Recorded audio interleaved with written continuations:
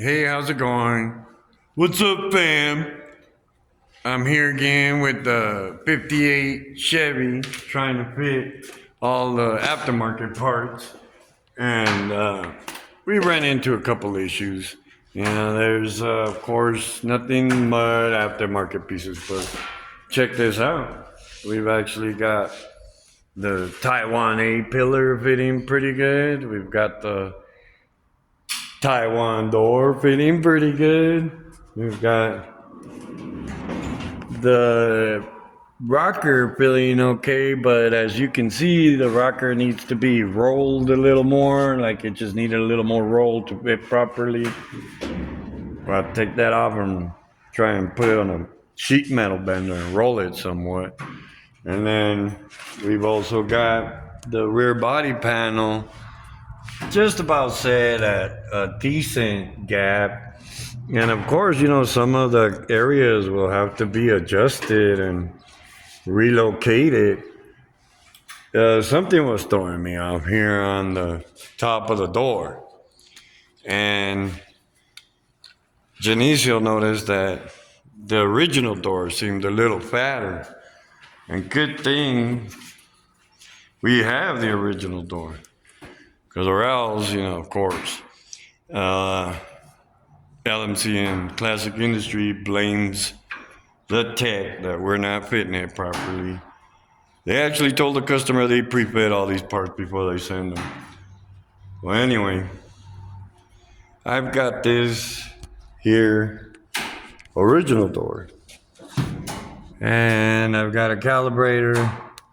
We're setting it at looks like 190 right there. Going in evenly.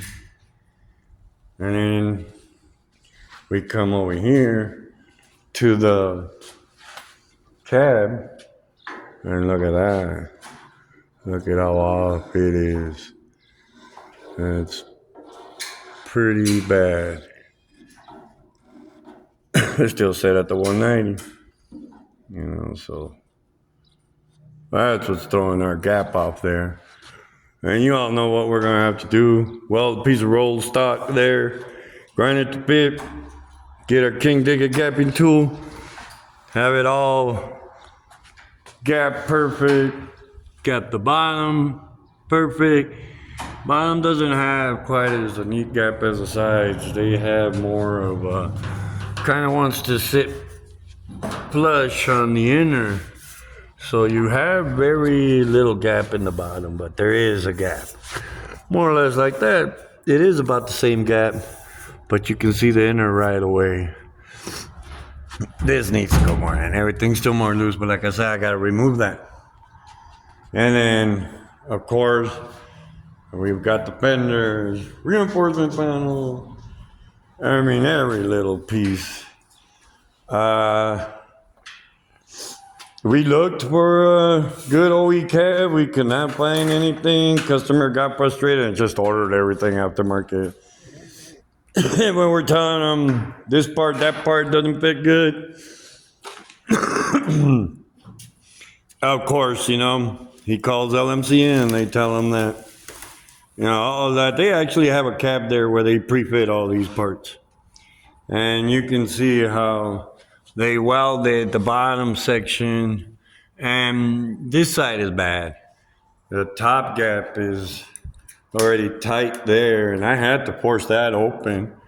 And this might be able to be closed a little more, but it's not going to change that much. We're going to have to correct that as well. Same thing with the rocker. Got to roll it some more. And then we can start trying to fit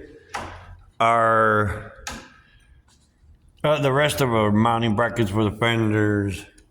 And these fenders mount to the aprons and the rear support. So it's like you would need the aprons to really mount it. But we'll be able to dummy them at least with these two bolts. This doesn't look that centered either. And this, I think, is a little back. We have the OE and we'll check it. Almost looks centered.